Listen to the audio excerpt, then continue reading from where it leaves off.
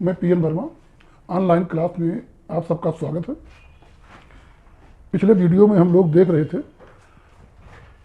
अजंता की गुफाओं के चित्र, जिसमें से हम लोग 10वीं और 9वीं गुफा के चित्रों पर चर्चा कर चुके हैं।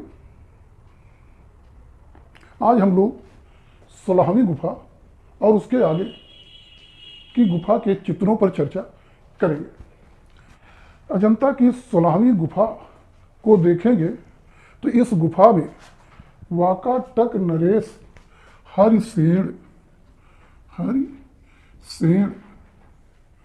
के मंत्री या महामांडलिक वराहदेव का एक ब्राह्मी लेख मिला है। हरिसेन का एक ब्राह्मी लेख मिला है, जिससे ज्ञात होता है कि वराहदेव ने 5वीं सदी ईस्वी में लगभग 475 से 500 ईस्वी के मध्य इस गुफा का निर्माण कराया और बौद्ध संघ को दान कर दिया। और इस वराहदेव को 16वीं के साथ साथ 17वीं और 19वीं गुफाओं के भी बनवाने का श्रेय प्राप्त है। आप देखेंगे 16वीं गुफा में भगवान बुद्ध की मूर्ति और बुद्ध से संबंधित बहुत सारे चित्र प्राप्त हुए हैं। जातकों में हस्ति जातक,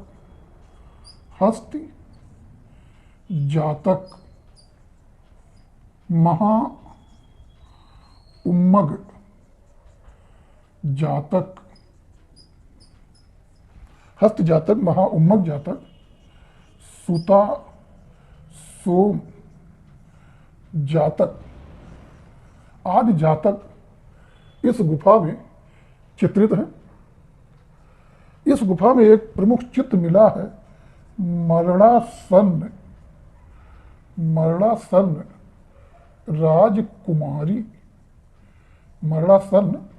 राजकुमारी का चित्र। और देखेंगे कि 16वीं गुफा में जितने भी दृश्य चित्रित हैं, उनमें मरणासन राजकुमारी का दृश्य सबसे उत्कृष्ट है। करुणा, दया, और कष्ट के भावों को इसमें बाखूबी दर्शाया गया है।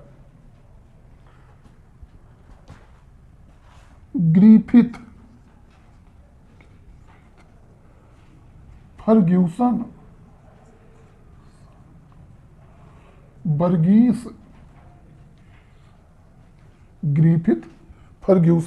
बर्गीस आदि कलाविदों ने इस दृश्य की भूरि प्रशंसा की है, मतलब खूब प्रशंसा की है।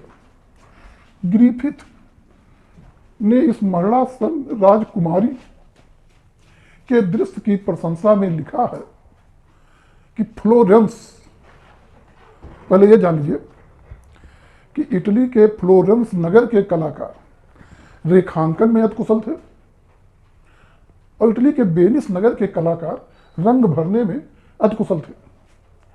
और ग्रिफिथ मरणासन राजकुमारी वाले दृश्य की प्रशंसा में लिख रहे हैं कि फ्लोरेंस का कलाकार इससे अच्छा रेखांकन कर सकता था, वेनिस का कलाकार इससे अच्छा रंग भर सकता था, लेकिन दोनों में से कोई भी भाव अभिव्यंजना इतने सुंदर ढंग से नहीं कर सकता था।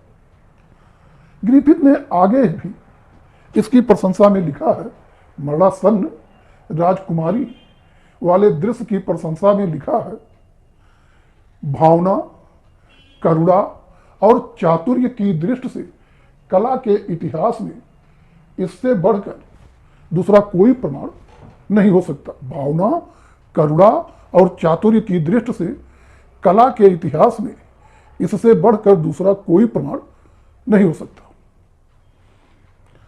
आगे देखेंगे इस 16वीं गुफा में जीवन के 4 प्रमुख दृश्यों क्रम से वृद्ध, रोगी, मृतक और सन्यासी। वृद्ध, रोगी, मृतक और सन्यासी को देखकर बुद्ध का सन्यास की ओर प्रथम चरण भी इस गुफा में चित्रित है।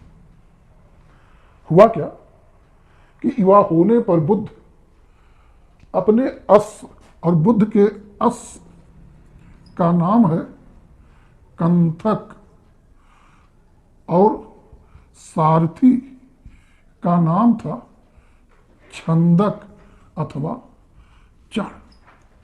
तो युवा होने पर बुद्ध अपने अश्व कंथक पर सवार होकर सारथी छंदक या चाण के साथ नगर भ्रमण पर निकले। आगे देखेंगे माया देवी का स्वप्न चित्रित है। जानेंगे कि बौद्ध धर्म में माया देवी के कुछ 7 स्वप्न चर्चित हैं। उनमें से 2 विशेष हैं। और जानेंगे कि बुद्ध के पिता शुद्धोधन और उनकी पत्नी माया देवी को लंबे समय तक संतान सुख की प्राप्त नहीं हुई, और ऐसे में एक दिन दोनों लोग बिस्तर पर लेटे हुए थे। माया देवी ने स्वप्न देखा कि स्वर्ग लोक से देवता आए, वो उन्हें अपने साथ लेकर मानसरोवर गए, मानसरोवर में उन्हें स्नान कराया, और फिर इसके बाद एक सफेद हाथी अपने सूंड में लाल पुष्प लिए स्वागत हेतु उनकी तरफ बढ़ता आ रहा है। सपना कोई गहरा गहरा नहीं, महारानी ने देखा। सुबह होते ही राज्य के सारे ज्योतिषी, स्वप्न विचारक बुला लिए गए, और निष्कर्ष निकला, स्वप्न विचार के बाद निष्कर्ष निकला कि रानी के गर्भ में कोई महान व्यक्तित्व आने वाला है। आगे कुछ अंतराल के बाद फिर महारानी ने सपना देखा, और अब की बार सपने में देखा सफेद हाथी और कमल का फूल। सफेद हाथी और कमल का फूल।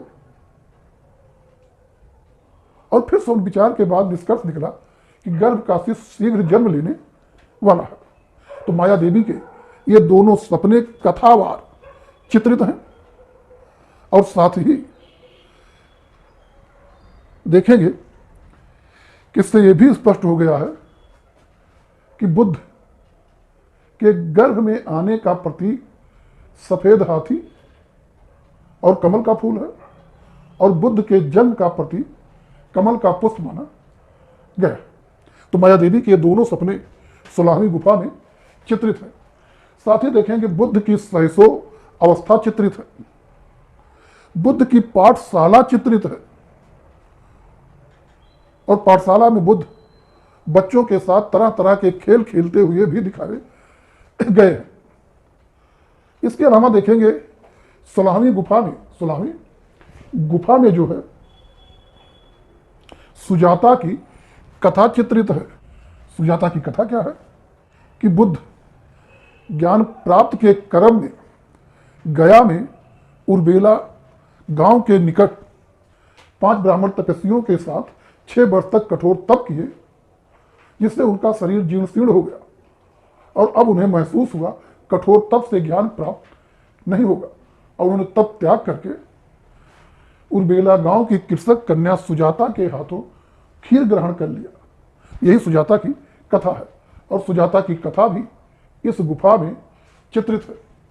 साथ ही देखेंगे बुद्ध की पत्नी यशोधरा, बुद्ध का पुत्र राहुल, नंद की दीक्षा,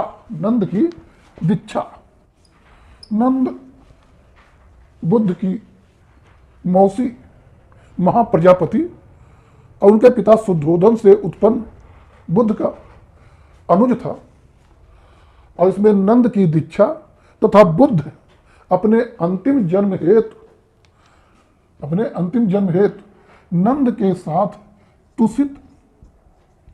तुषित स्वर्ग में अवतरित होते हुए दर्शाए गए हैं। इस तुषित स्वर्ग की पहचान हिंद चीन के पीकिंग से की जाती है। हिंद चीन के पीकिंग वाले क्षेत्र से की जाती है। नागराजा की सिंहासनारूढ़ प्रतिमा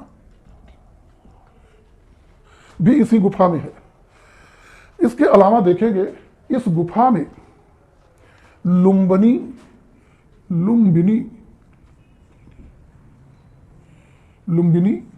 वन का चित्रण है। और इसे लुम्बिनी वन में आम्रकुंज में बुद्ध का जन्म हुआ था। वास्तव में घटना क्या है, भारतीय स्त्रियों में एक सामान्य सी परंपरा, ध्यान देंगे, एक सामान्य परंपरा है, कोई हार्ड फाट नियम नहीं। उनकी इच्छा होती है कि उनकी पहली संतान मायके में पैदा हो। और माया देवी को भी जब बच्चे के जन्म का समय निकट महसूस हुआ, मायके जाने की जिद की और वो मायके जा रही थी कि मायके नहीं पहुंच सकी।